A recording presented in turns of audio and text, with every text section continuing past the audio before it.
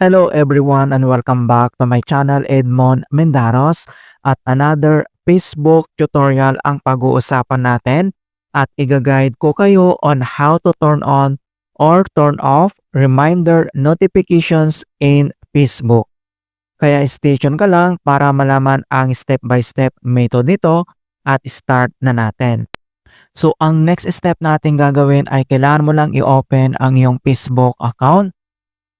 And then once na-open mo na ang iyong Facebook account, so dito lang sa top right corner and then kailangan mo lang i-click dito yung Facebook profile icons. Click mo lang yan. And the next step ay kailangan mo lang i-select dito yung settings and privacy. So i-click mo lang yan. And under dito sa settings and privacy, and then kailangan mo lang i-click dito yung settings. At dito lang sa left side menu, and then kailangan mo lang mag-scroll down. And under dito sa preferences ay kailangan mo lang i-select dito yung notifications. So i-click mo lang yan. At dito lang sa right side, so notification settings.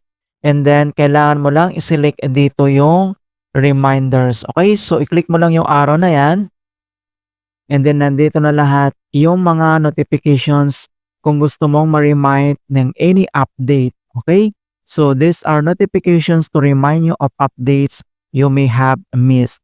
Okay, so allow notification is Facebook. So pwede mong i-turn on or i-turn off. And then where you receive these notifications, so pwede yung push, email, and then SMS. So nandito yung option niya dito sa right side. Kung gusto mong i-turn on or i-turn off ay pwede po yan. Upon your option yan mga kaibigan kung gusto mong enable or i-disable ito. Alright, so ganun lang po kasimple mga kaibigan, and hope na nakapagbigay ako ng konting kaalaman at guide tungkol sa Facebook tutorial. Thank you guys and see you in my next tutorial.